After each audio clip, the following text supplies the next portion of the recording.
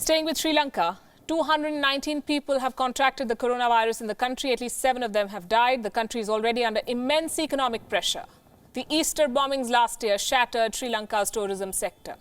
And the Wuhan virus is likely to make matters worse. So what is Sri Lanka's plan of action? How is the island country planning to cope with the coronavirus? Is the Lankan government doing enough? To answer these questions, I'm being joined by a very special guest from Colombo, former Prime Minister of Sri Lanka, Ranil Wickremesinghe.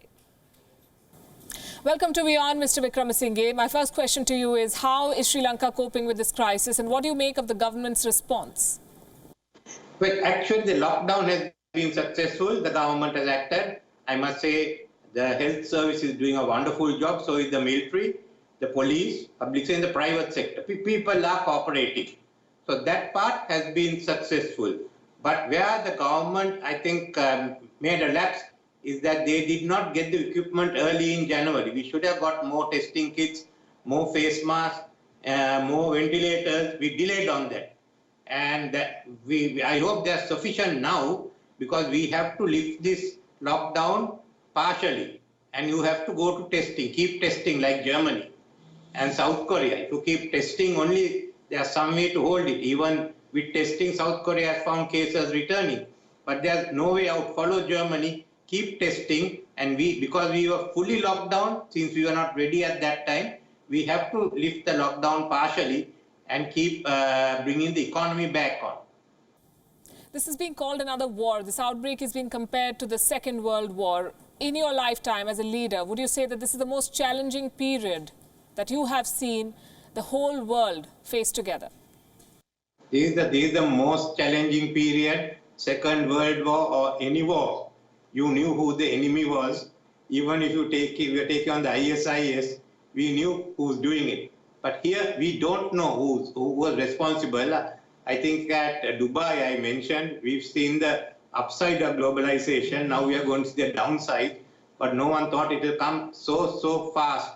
And it's basically undermining all the economies. It's like what happened to the Soviet with this economy collapse. It collapsed. So we are all in a very, very difficult situation globally, and there's no global leadership coming. That's the other problem that we are having in facing this. Is this a collective failure of global leadership? Organizations like the World Health Organization that should have taken the lead have come under a fair bit of criticism. The United Nations Security Council met belatedly, but there was no resolution. How do you think the leaders of the world have failed in a crisis like this? It's collective failure. Leaders are not the institutions. IMF, World Bank, WHO, UN, some has to come forward, which is not happening. When it came to climate change, there were people like the former French President Hollande, Obama and others who took leadership.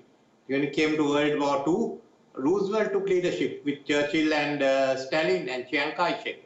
But here, who is taking leadership? Even when there was the economic downturn, the crisis in 2009, Gordon Brown, George Bush, many of them came in, took action. But here no one is talking. Some of them are fighting. And we are just looking, it's a global pandemic, it's not a national issue. A global pandemic needs a global response. Some people have to step up and say, this is the way to do it. That is my point. And that at the moment, so this is the downside of globalization. You're having the impact of globalization and there's no global response. It's just statements that are coming out. Pakistan has sought loan waivers from all the lenders, including China. Should Sri Lanka too ask China for a loan waiver in light of these developments? We can ask China, but with this China, any other countries, they will all have to take a policy decision. If you give one, you have to give the others. But our problem is that our bulk of our foreign loan is about, I think, about 50% of our debt is really international sovereign bonds. China, India, all come up to about 15 to 20% only. So the issue is the international foreign bonds, and we have to pay another $1 billion in a few months' time. So we take it off our reserves come down. I can't see any new money coming in. Earlier, we balanced it out by 2016, 17, and we are on the path to repayment. I think the government is now talking with the IMF because they have restored what the revenue back to the levels that the IMF wanted them. But it's going to be difficult. We will somehow pay this money, I feel, but then our reserves will go down further, and there's no way of meeting that gap. So we are all going to be in trouble by now, if not this year, by next year. But I think the creditor countries, all China, everyone should basically give some relief to all the other countries. But then in turn, Japan, China, their economy is also affected. So it's a sort of the effect is going to be felt. So it's a question of who takes the pain.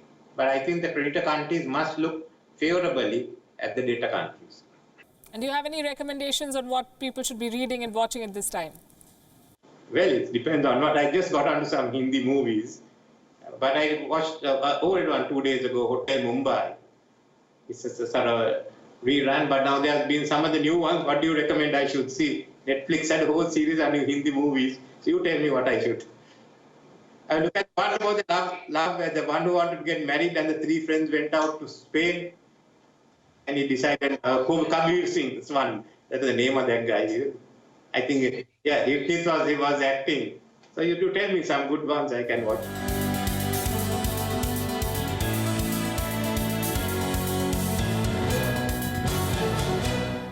Well, we're making a list for him. If you have any recommendations on what he should see, just send us a line. That was former Prime Minister of Sri Lanka, Ranil Wickremesinghe, with us from Colombo.